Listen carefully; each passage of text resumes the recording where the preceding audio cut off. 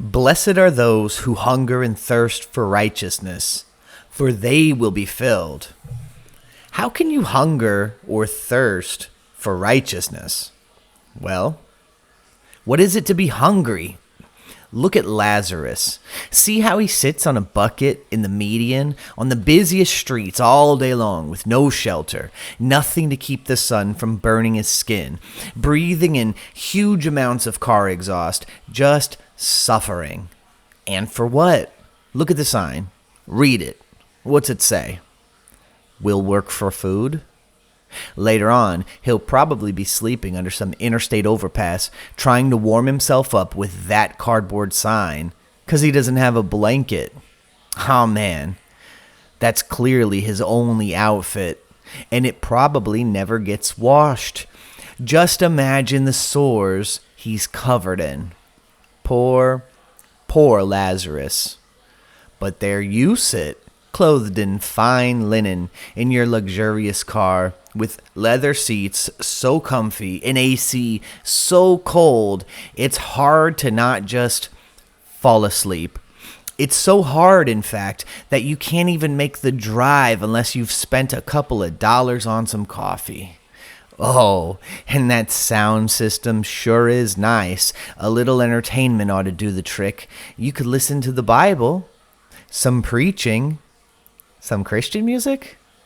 Nah, you just want some background noise, that's all. So you put on the station that plays the music you grew up listening to. You know, that old pagan filth about sex and drugs and everything unholy. It's fine. You don't worry about such things. You're filled with the Spirit, right?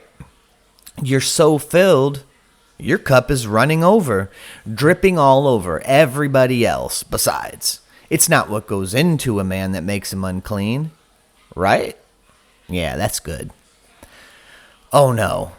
Did you just accidentally make eye contact with Lazarus? Great.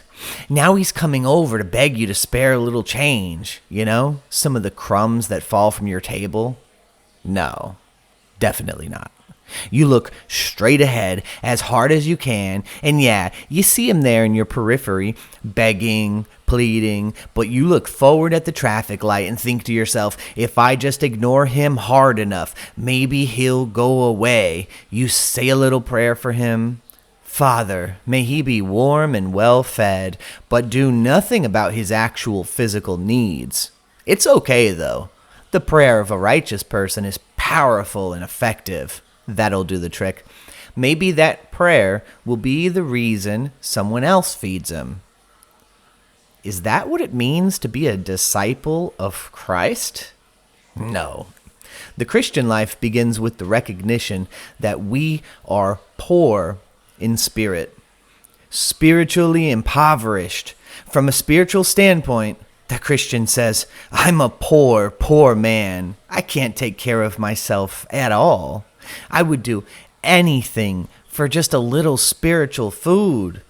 And so the Christian sits in a spiritual median, begging for an opportunity to do a little spiritual work, accepting a few coins here and there, a little food, a cold glass of water, some extra oil in case his lamp should go out. But mostly, he's rejected. He mourns bitterly and often because of his low spiritual condition. The spiritually rich ignore him all day long. They just pass by. They don't even want to make eye contact, lest he should come begging them. How awkward would that be?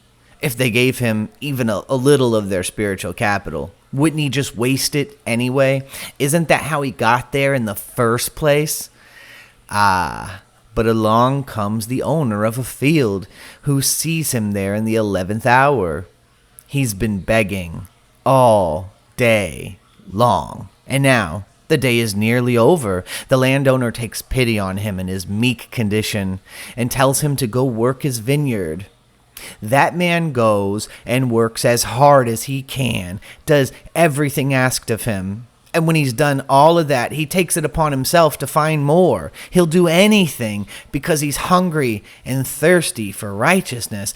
The sun goes down, the day's over. He feels completely unworthy, like he didn't do enough.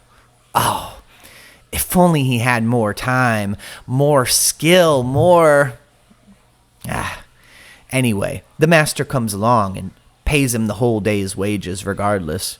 He's very generous with those who are so hungry and thirsty for righteousness that they're willing to work for it. You should see what he does to the lazy ones.